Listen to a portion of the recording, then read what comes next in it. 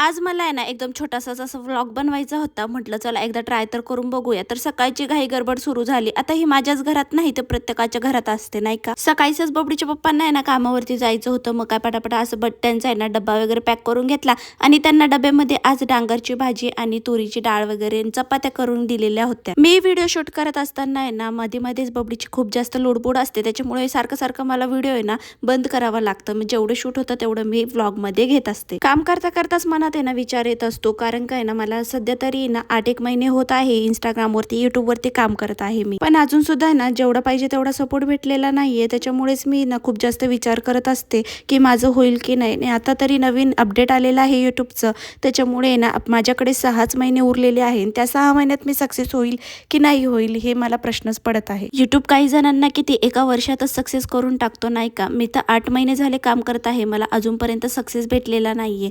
तुम्ही जर मला सपोर्ट असाच करत असला ना तर नक्की माझे 6 महिन्याच्या आत चॅनल मॉनिटाईज होऊ शकतं. चला बाय बाय. उद्याच्या व्लॉग मध्ये भेटू.